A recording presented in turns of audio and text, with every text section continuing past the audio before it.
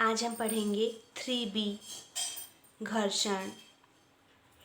इसको इंग्लिश में कहा जाता है फ्रिक्शन।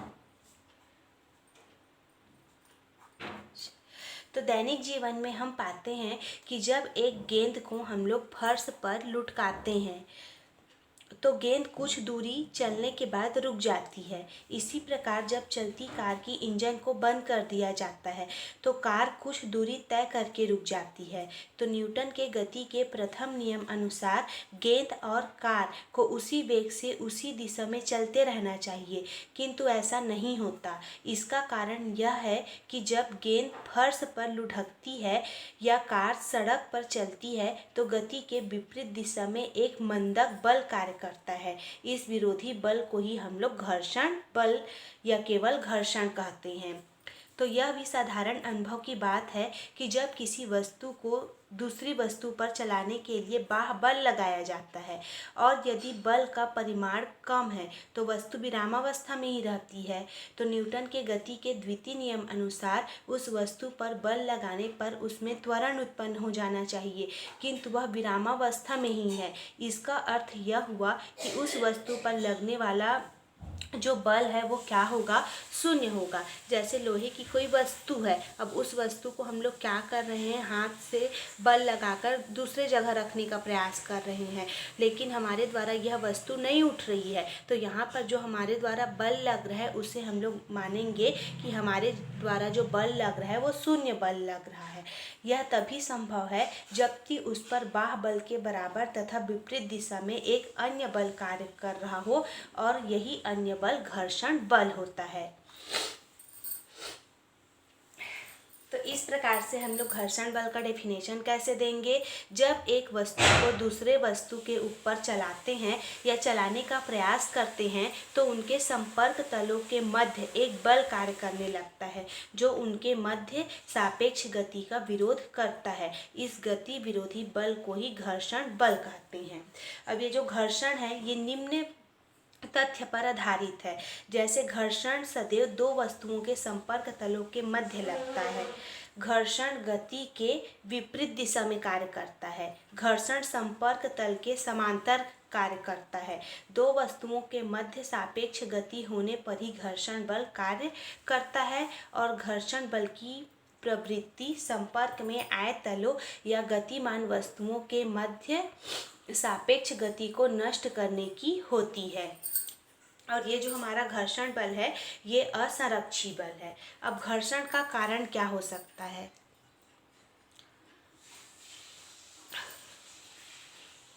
घर्षण का कारण, तो कोई भी तल कितना भी चिकना क्यों न हो उसमें कुछ न कुछ उभार या गड्ढे अवश्य होते हैं। जब दो तल एक दूसरे के संपर्क में आते हैं तो उनके उभार या गड्ढे एक दूसरे में फंस जाते हैं, अर्थात उसमें अंतर्ग्रथन हो जाता है। यही कारण है कि जब बाह्य बल लगाकर एक वस्तु को दूसरे वस्तु के ऊपर चलाने का प्रयास करते हैं तो उनके तलों के मध्य घर्षण बल कार्य करने लगता है। इस मत के अनुसार दो संपर्क तलों का क्षेत्रफल जितना अधिक होगा घर्षण बल का मान उतना ही अधिक होगा, किंतु प्रयोगों द्वारा पाया गया है कि घर्षण बल का मान संपर्क तलों के वास्तविक क्षेत्रफल पर निर्भर नहीं करता। और आधुनिक मत के अनुसार घर्षण की व्याख्या आसंजक बल और ससंजक बल द्वारा की जाती है। तो विभिन्न पदार्थों के अणुओं के मध्य लगने वाले अंतराअणुक आकर्षण बल को आसंजक बल कहते हैं, और एक ही पदार्थ के अणुओं के बीच लगने वाले अंतराअणुक आकर्षण बल को ससंजक बल कहते हैं। कोई भी तल पूर्णतः चिकना नहीं होता। जब दो तल एक दूसरे के संपर्क में आ जाते हैं तो उनका वास्तविक संपर्क क्षेत्रफल आभासी संपर्क क्षेत्रफल से बहुत कम हो जाता है। तो वास्तविक संपर्क क्षेत्रों में प्रबल आसंजक बल कार्य करता है और वास्तविक संपर्क क्षेत्रफल का मान बहुत कम होता है। तो इस सूत्र के अनुसार दाब इक्वल टू क्या होता है, बल बटे क्षेत्रफल। के अनुसार संपर्क बिंदुओं पर आसंजक दाब का मान अत्यधिक होता है। फलस्वरूप दोनों तल इस प्रकार एक दूसरे से जुड़ जाते हैं कि मानो शीट वेल्डिंग कर दी गई हो। तो जब एक वस्तु को दूसरे वस्तु के ऊपर चलाया जाता है तो छोटे छोटे शीट वेल्डिंग के कारण ही गति विरोधी घर्षण बल अस्तित्व में आ जाता है। इस स्थिति में एक स्थान पर शीट वेल्डिंग टूटता है और अन्य स्थान पर शीट वेल्डिंग का अस्तित्व रहता है। तो घर्षण बल का मान संपर्क तलों के क्षेत्रफल पर निर्भर नहीं करता। इसका कारण यह है कि संपर्क क्षेत्रफल का मान बढ़ने पर आसंजक बल का मान भी बढ़ जाता है, किंतु आसंजक दाब उतना ही बना रहता है। उसके बाद ये जो हमारा घर्षण बल है ये दो प्रकार का होता है। पहला होता है स्थैतिक घर्षण और दूसरा होता है गतिक घर्षण। तो सबसे पहले हम देखेंगे स्थैतिक घर्षण।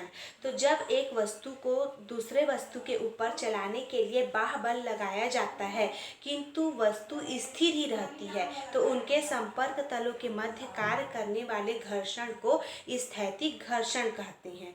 इसके विपरीत जब एक वस्तु दूसरी वस्तु पर चलती है तो उनके संपर्क तलों के मध्य कार्य करने वाले घर्षण को गतिक घर्षण कहते हैं। जब एक वस्तु दूसरे वस्तु पर रखी जाती है तो उससे चलाने के लिए कोई बाह्य बल नहीं लगाया जाता तो उनके संपर्क तलों के बीच कोई घर्षण बल कार्य नहीं करता, किंतु जब पहली वस्तु पर थोड़ा भी बल लगाया जाता है तो विरोधी घर्षण बल कार्य करने लग जाता है। जैसे जैसे बाह्य बल के मान को बढ़ाया जाता है घर्षण बल का मान भी बढ़ते जाता है। एक स्थिति ऐसी आती है जबकि पहली वस्तु दूसरे वस्तु के ठीक ऊपर चलने के लिए तैयार हो जाती है तो इस स्थिति को कहा जाता है सीमांत संतुलन की स्थिति। सीमांत संतुलन की स्थिति। तो सीमांत संतुलन की स्थिति में संपर्क तलों के मध्य कार्य करने वाले घर्षण बल को हम लोग कहते हैं सीमांत घर्षण और सीमांत घर्षण का मान अधिकतम होता है।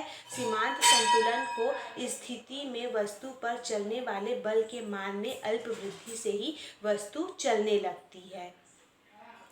इसके बाद मान लेते हैं यहाँ पर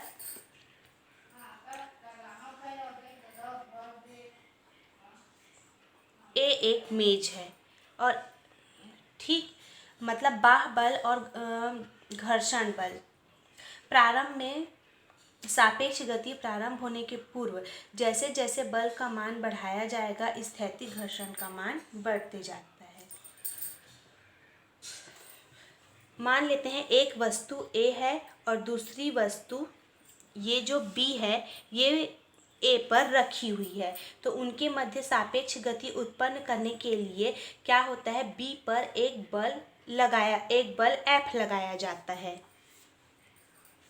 तब सीमांत संतुलन की स्थिति में इस पर 4 बल कार्य करते हैं। जो वस्तु B है तो B का भार W ऊर्ध्वाधर नीचे की ओर न्यूटन के गति के तृतीय नियम अनुसार अभिलंब प्रतिक्रिया R ऊपर की ओर एक बल लगता है।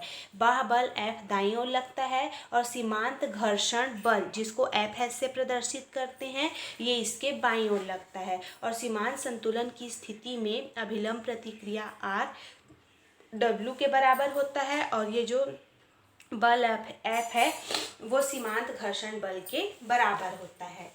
अगला टॉपिक हम लोग पढ़ेंगे गतिक घर्षण।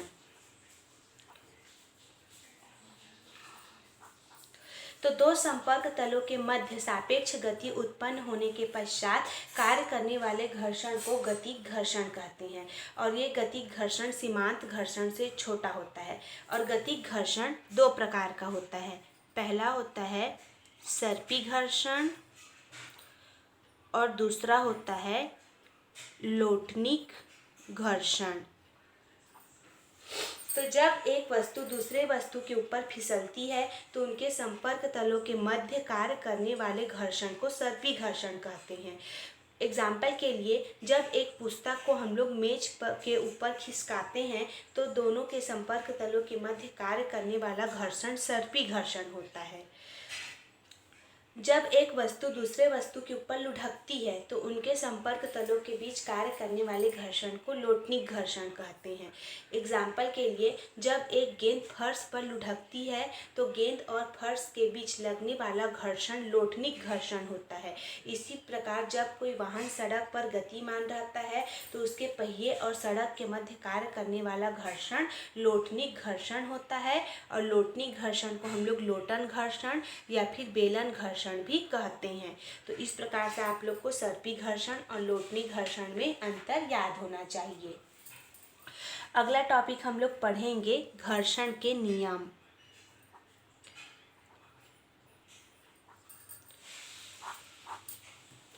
तो घर्षण बल की दिशा उस दिशा के विपरीत होती है जिसमें वस्तु के गति की प्रवृत्ति होती है। दूसरा इसका नियम होता है घर्षण बल की दिशा सदैव वस्तुओं के संपर्क तलों के समांतर होती है। तीसरा इसका नियम होता है सीमांत घर्षण बल का मान अभिलंब प्रतिक्रिया के अनुक्रमानुपाती होती है।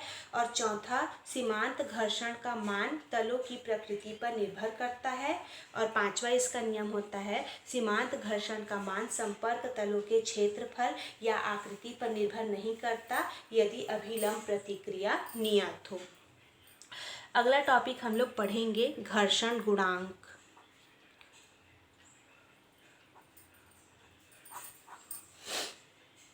तो घर्षण गुणांक दो प्रकार के होते हैं। पहला होता है स्थैतिक घर्षण गुणांक और दूसरा होता है गतिक घर्षण गुणांक। तो दो संपर्क तलों के मध्य कार्य करने वाला सीमांत घर्षण बल जिसको Fs से प्रदर्शित करते हैं वो अभिलंब प्रतिक्रिया R के अनुक्रमानुपाती होती है। और जब अनुक्रमानुपाती का निशान हटाते हैं तो यहाँ पर एक कांस्टेंट μs लगाते हैं और μs एक अनुपातिक नियतांक है, उसी को ही हम लोग कहते हैं स्थैतिक घर्षण गुणांक। तो μs इक्वल टू हमको फॉर्मूला क्या प्राप्त हुआ Fs/R। उसके बाद गतिक घर्षण गुणांक में दो संपर्क तलों के मध्य गतिक घर्षण बल को प्रदर्शित किया जाता है Fk से। Fk अभिलंब प्रतिक्रिया R के अनुक्रमानुपाती होती है। अनुक्रमानुपाती का निशान हटाते हैं तो कांस्टेंट μk लगाते हैं और ये जो μk है ये एक अनुपातिक नियतांक है जिसको हम लोग कहते हैं गतिक घर्षण गुणांक। तो इस प्रकार से μk इक्वल टू क्या निकलता है Fk/R। तो ये था स्थैतिक घर्षण गुणांक और गतिक घर्षण गुणांक। अगला टॉपिक हम लोग पढ़ेंगे एंगल ऑफ फ्रिक्शन घर्षण कोण। तो सीमांत घर्षण बल मतलब Fs और अभिलंब प्रतिक्रिया मतलब R का परिणामी अभिलंब प्रतिक्रिया से जो कोण बनाता है उसे घर्षण कोण कहते हैं। जैसे मान लेते हैं ये सीमांत घर्षण बल Fs है और यहाँ ऊपर की ओर रहता है अभिलंब प्रतिक्रिया R और परिणामी कहने का मतलब क्या होता है, ये बीच में एक विकर्ण से जो कोण बनाता है इस कोण को कहते हैं हम लोग घर्षण कोण और इस घर्षण कोण को हम लोग लैम्डा से प्रदर्शित करते हैं। तो यहाँ पर एक डायग्राम में मान लेते हैं एक आयताकार गुटका प्रदर्शित किया गया है। यहाँ पर एक आयताकार गुटका को हम लोग रख दिए हैं जो एक क्षैतिज तल मतलब ये जो हमारा क्षैतिज तल पर सीमांत संतुलन की स्थिति में रखा हुआ है। अब ये जो हमारा आयताकार गुटका है इस पर 4 बल कार्य करते हैं। सबसे पहले जो गुटके का भार है mg ऊर्ध्वाधर नीचे की ओर, दूसरा अभिलंब प्रतिक्रिया R ऊर्ध्वाधर ऊपर की ओर, तीसरा बाह्य बल F दाईं ओर और उसी प्रकार से सीमांत घर्षण बल Fs बाईं ओर इस पर बल कार्य करता है।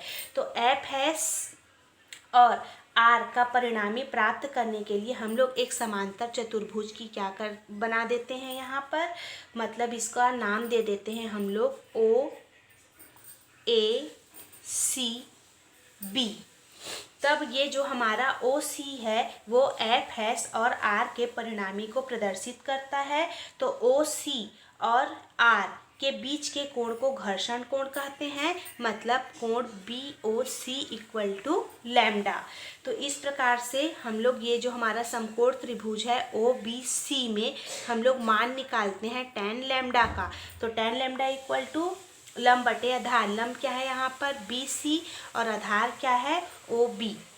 BC और OA आमने सामने की भुजा है, बराबर होगी, इसलिए यहाँ पर हम लोग tan लैम्डा इक्वल टू क्या लिख सकते हैं OA अपॉन OB। लेकिन हम लोग अभी पढ़े हैं स्थैतिक घर्षण गुणांक के डेफिनेशन में कि हमारा μS इक्वल टू फॉर्मूला क्या होता है FS अपॉन R, इतना होता है। अब यहाँ पर OA का मान क्या है हमारा FS और OB का मान क्या है R। तो इक्वेशन नंबर 1 और 2 का एक पक्ष बराबर है तो दूसरा पक्ष भी क्या होगा बराबर होगा। इस प्रकार से हमको μS इक्वल टू क्या प्राप्त होता है tan लैम्डा। तो एग्जाम में पूछा जाता है घर्षण कोण क्या है, इसके लिए व्यंजक ज्ञात कीजिए, या फिर पूछा जाता है सिद्ध कीजिए कि घर्षण कोण की स्पर्शज्या का मान स्थैतिक घर्षण गुणांक के बराबर होता है। अगला टॉपिक हम लोग पढ़ेंगे विराम कोण। तो इसमें सबसे पहले हम लोग को जानना है कि नत समतल क्या है। तो मान लेते हैं ये एक क्षैतिज है और कोई व्यक्ति है वो इस भांति नत समतल पर खड़ा है, इसे कहा जाता है नत समतल। तो जब कोई वस्तु किसी नत समतल पर सीमांत संतुलन की स्थिति में मतलब ठीक फिसलने की स्थिति में होती है तो नत समतल क्षैतिज से जो कोण बनाता है यहाँ पर उस कोण को हम लोग कहते हैं विराम कोण, और विराम कोण को थीटा से प्रदर्शित किया जाता है। तो मान लेते हैं यहाँ पर OA एक नत समतल है जिस पर हम लोग m द्रव्यमान की एक वस्तु रखे हैं सीमांत संतुलन की स्थिति में। तब यहाँ पर जो कोण बन रहा है कोण OAB को हम लोग कहेंगे विराम कोण।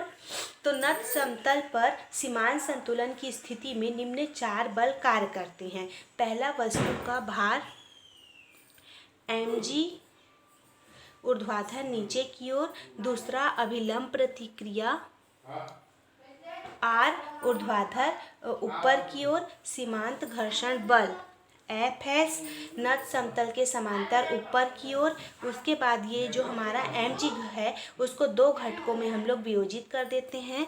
पहला mg cos थीटा R की विपरीत दिशा में है और दूसरा होता है mg sin थीटा FS के विपरीत दिशा में। तो संतुलन की स्थिति में क्या होता है जो mg cos थीटा है वो R के इक्वल टू होता है और ये जो हमारा mg sin थीटा है ये होता है FS के इक्वल। तो इक्वेशन नंबर 1 और 2 2 से 1 का भाग देने पर, तो भाग देंगे तो क्या निकलेगा साइन बटे कॉस मतलब tan थीटा, mg कट जाएगा और FS अपॉन R, और हमारा FS अपॉन R किसके बराबर होता है μS के बराबर। तो हमारे पास tan थीटा इक्वल टू क्या निकलेगा μS या μS equal to tan theta. तो एग्जाम में पूछा जाता है विराम कोण क्या है, विराम कोण के लिए व्यंजक ज्ञात कीजिए या फिर घर्षण गुणांक का मान विराम कोण की स्पर्शज्या के बराबर होता है सिद्ध कीजिए। ठीक, या फिर इसी में से हम लोग और निकाल सकते हैं घर्षण कोण और विराम कोण के मध्य संबंध।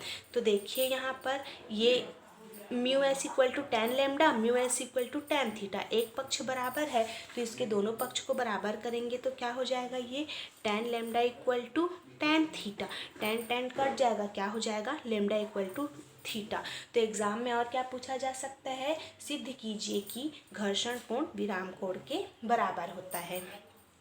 अगला टॉपिक हम लोग पढ़ेंगे घर्षण से लाभ। ठीक, तो घर्षण से लाभ क्या क्या है। तो घर्षण के कारण ही हम ज़मीन पर चल पाते हैं, घर्षण वाहन को चलाने में तथा रोकने में हमारी सहायता करता है, घर्षण के कारण माचिस से आग उत्पन्न कर पाते हैं। तो इस प्रकार से आप लोग घर्षण से लाभ अपने से लिख सकते हो। उसके बाद है घर्षण से हानि। तो घर्षण से हानि क्या क्या होती है। तो अत्यधिक घर्षण के कारण मशीनों में क्या होते हैं, टूट फूट होती है। घर्षण के कारण मशीन की दक्षता कम हो जाती है। घर्षण के कारण मशीन आवेशित हो जाती है, जिससे दुर्घटना की संभावना रहती है। तो इस प्रकार से आप लोग घर्षण से लाभ और हानि भी लिख सकते हैं। उसके बाद अगला टॉपिक है घर्षण को कम करने के उपाय। तो घर्षण को कम करने के उपाय, तो पहला हम लोग कैसे कम कर सकते हैं घर्षण को, तो पॉलिश के द्वारा। चिकने तल की तुलना में खुरदुरे तल में घर्षण अधिक होता है, अतः खुरदुरे तल में पॉलिश कर दिया जाता है। ऐसा करने से तल के गड्ढे भर जाते हैं, जिससे क्या होती है, घर्षण कम हो जाती है। दूसरा हम लोग घर्षण कैसे कम कर सकते हैं, स्नेहक के द्वारा। तो हल्की मशीनों में स्नेहक के रूप में कम श्यानता वाले पतले तेलों का तथा भारी तथा तीव्र गतिमान मशीनों में स्नेहक के रूप में गाढ़े तेलों या ग्रीस का प्रयोग किया जाता है। ठीक, तो इससे भी क्या होती है, घर्षण कम होती है। अगला क्या है, बॉल बेयरिंग द्वारा। उसके बाद घर्षण को बढ़ाने के उपाय, तो चिकने फर्श या तल पर रेत या सूखी मिट्टी डालकर, वाहनों के टायरों को में खांचा बनाकर, जूते के तलवे को खुरदुरा बनाकर हम लोग क्या कर सकते हैं, घर्षण को बढ़ा सकते हैं।